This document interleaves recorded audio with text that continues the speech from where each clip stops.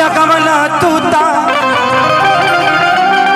कि पाता लगवला तूता समंदर के पान के खुश भइल जान की पाके हनुमान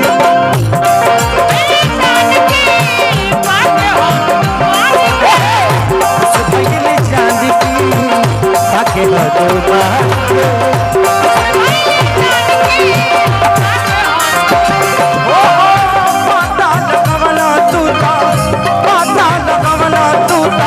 समंदर के पान के खुश भइल जान के पाके हनुमान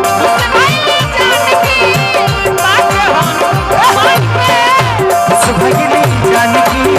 पाके हनुमान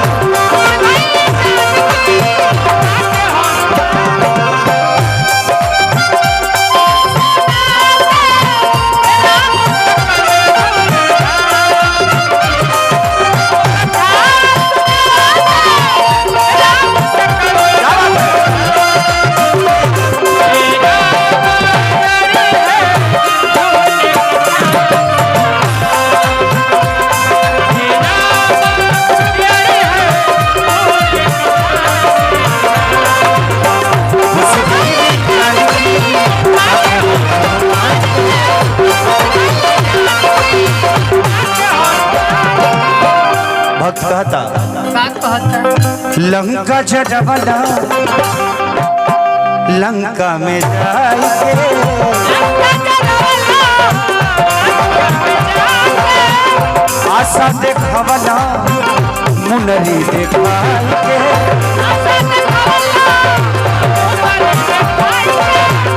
आशा देखवला मुनरी देखाके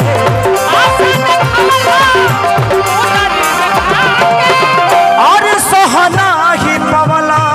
हनुमान हो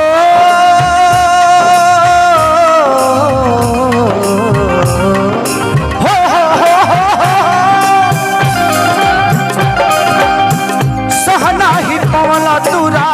उनके अपमान के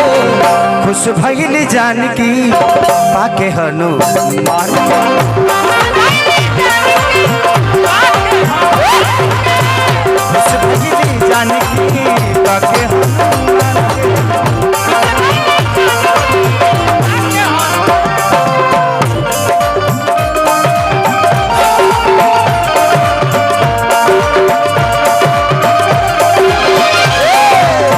हे हनुमान करो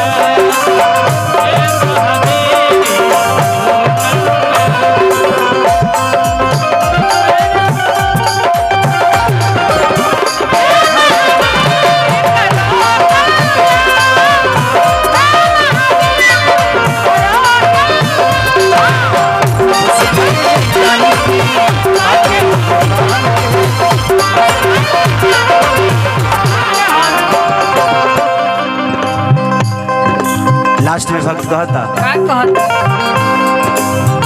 दे देला तू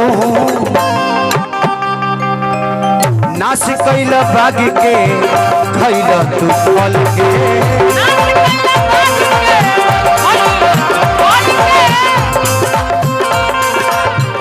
लिखल गाना है जीत हल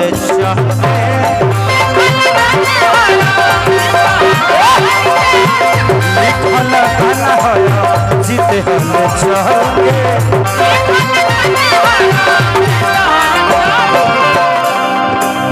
अरे चिंता न कैला हनुमान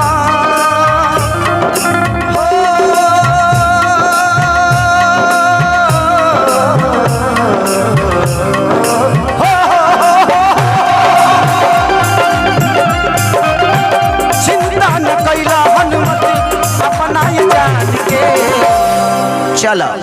तो खुश भइल जान के